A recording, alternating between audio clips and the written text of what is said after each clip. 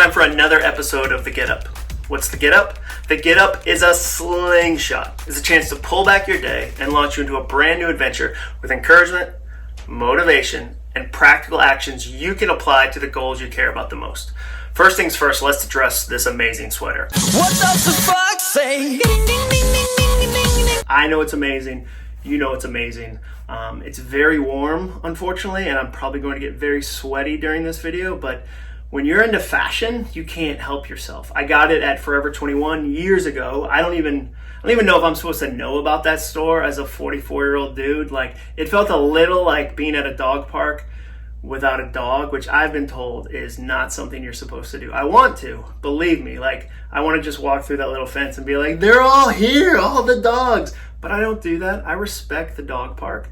But this sweater actually has a name. If you have a sweater like this, it's deserving of a name. Its name is Danger Fox, and we call it that because we have some friends and they said their sibling named their kid Dreamer Danger Fox. That's his name. First name Dreamer, middle name Danger Fox, and that is the greatest middle name in the history of middle names. Because sometimes I'll meet somebody who has like a really creative first name, but then the parents wimp out in the middle. So like the first name is Rainbow and the middle name is like Lisa. And no offense to Lisa, but it's not on the same level as Rainbow. But this family started with Dreamer, and then you think, okay, where are you going to go? Danger Fox is the middle name? The best. So that's what this sweater is, but that's not the point of today. Today I want to tell you something that a single mom told me last night. She said, John, do you know what I'm really tired of? Do you know what I'm really over during this crisis right now? Do you know what I'm over when it comes to the quarantine? And I thought she was going to say she's overseeing posts like Shakespeare wrote King Lear during the bubonic plague. Have you seen any like that? Where it's like, Shakespeare did Hamlet during the plague. What are you doing with your time? What a weird thing to compare myself to. Just the greatest writer in the history of the English language. Let me be real honest. The one thing separating me from Shakespeare is not my ability to stay home. Like, that'd be like saying, Michael Jordan dunked, like when he had the flu. Why don't you dunk?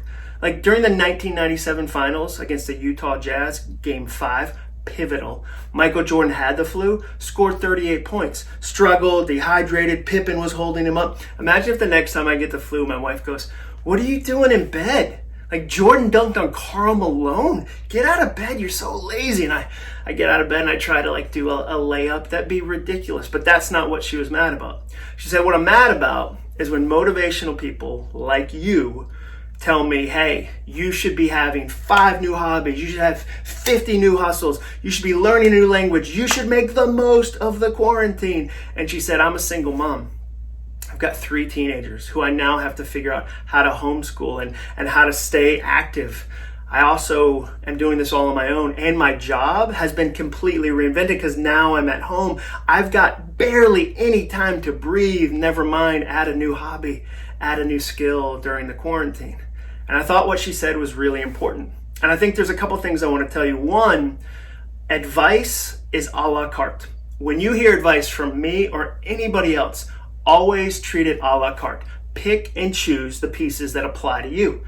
Pick and choose the pieces that apply to your context, your strengths, your challenges. As a communicator, it's on me to have empathy, to not say big, wide, sweeping statements as if everyone has the same exact opportunities and skills and challenges. And here's an example of that. It would be really unfair if I said, you know what? Traveling with kids, especially air travel, like flying with kids, is so easy. It's really easy. I don't know why people complain about it. It's easy. I wouldn't say that because I have a 14-year-old and a 16-year-old. It's easier now, but I remember traveling when I had a 2-year-old and a 4-year-old. You ever see a parent at the airport? They look like a camel strapped for a cross-Sahara crossing. They look terrible. They've got the car seat and snacks and goldfish and drinks and a pack and play and a diaper bag and clothes, and they just look miserable. It's really hard to travel with a kid when they're 2 years old. It's really easy when they're 16. It's a different ball game. So it'd be unfair for me if I don't have empathy and I go, hey, it's always this way for everyone. It's not. So I have to have empathy when I communicate, but you get to choose the things that work for you. You get to choose which pieces of advice you take and which pieces you reject. And here's the trick.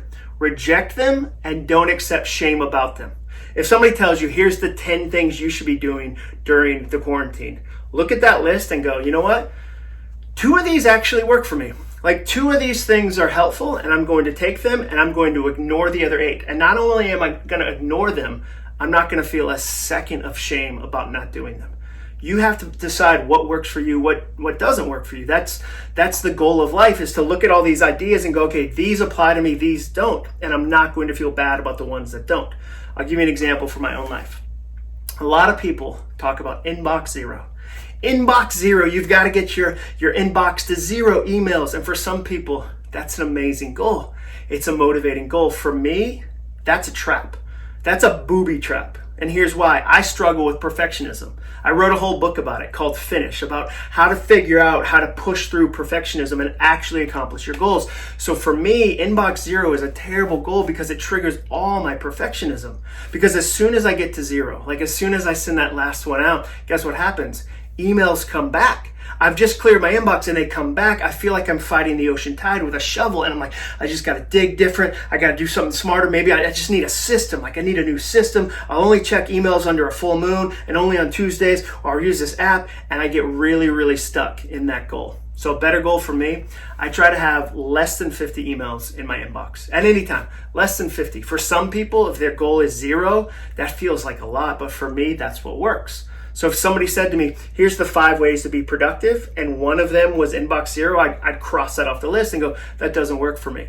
So that's what I hope you'll do as you hear any advice, especially if you're a busy mom, a busy dad, a busy single mom, a busy single dad. We should stop telling those people, we should stop saying to moms, you need to do more. You should be more productive during this quarantine. Some days, just getting through the day is the win. Some days, just getting to the end of the day and going, okay, we did it. Let's breathe for a second. Like I made it through the day. That's the biggest win. And I hope there's other days where you feel like you got to add a little something extra to your life. I hope there's some days where you say, you know what?